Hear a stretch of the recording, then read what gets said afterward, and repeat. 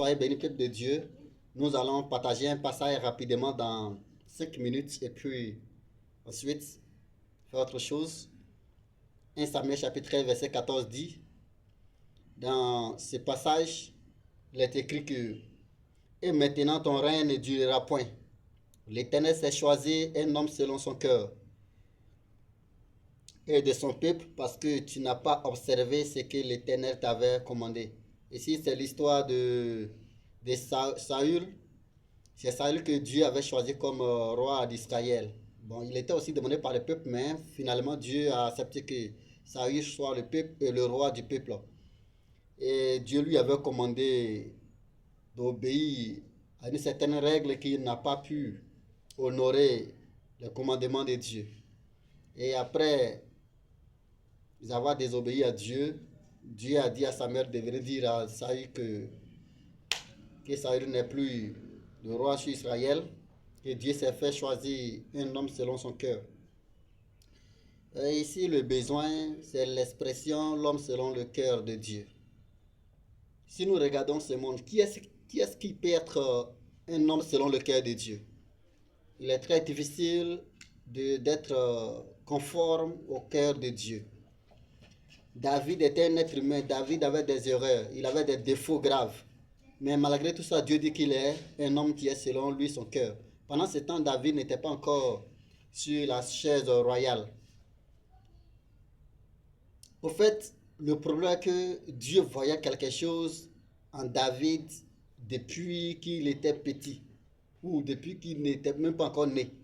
Et la chose était l'amour pour les autres, l'amour pour les prochains.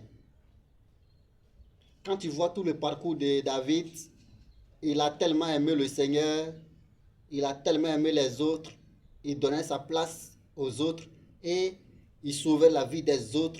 Même ceux-là même qui le maltraitaient, David, quand il était roi, il les pardonnait facilement. Et en tout cas, il a fait du mieux pendant qu'il était roi. Saül même qui a voulu le tuer, il n'a pas accepté de faire du mal à Saül. Parce que pour lui, Saül était un oint de Dieu. Si tu n'as pas l'amour de Dieu, c'est pas facile. Malgré que le choix de Dieu était sur David, mais il n'a pas renversé par coup d'état Saül pour prendre la place de Saül.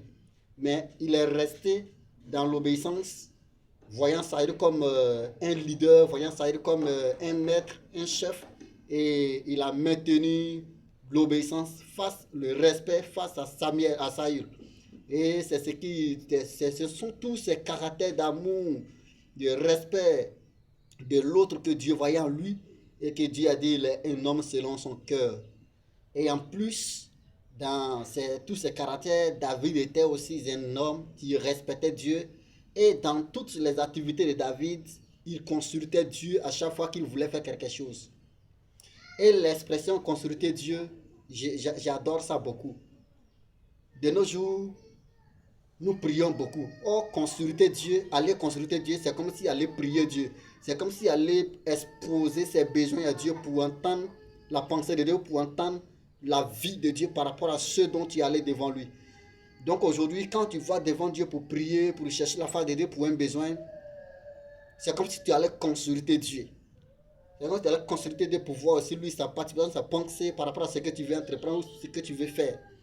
Donc, être dans la société, être dans une entreprise, être dans la vie active, être un pasteur, être quoi que ce soit, où tu es au dépens d'une foule, il faut savoir que c'est l'amour envers les gens qui vont beaucoup t'aider.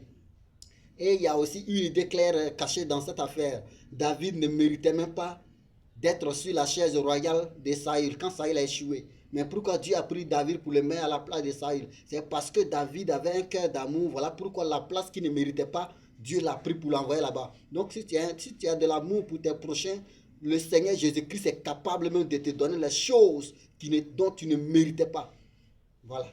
Et il va te donner la place des méchants parce que tu as un cœur d'amour d'aider le peuple. Tu as l'amour pour la nation, pour le peuple. Donc Dieu va te donner une grande nation, il va te donner un grand peuple pour pouvoir les aider toujours. Parce que Dieu, il est amour et c'est sa nature. Quiconque vit dans l'amour, vit Dieu réellement. Donc vivons dans l'amour et le Seigneur nous soutiendra en toutes choses. Que le Seigneur vous bénisse.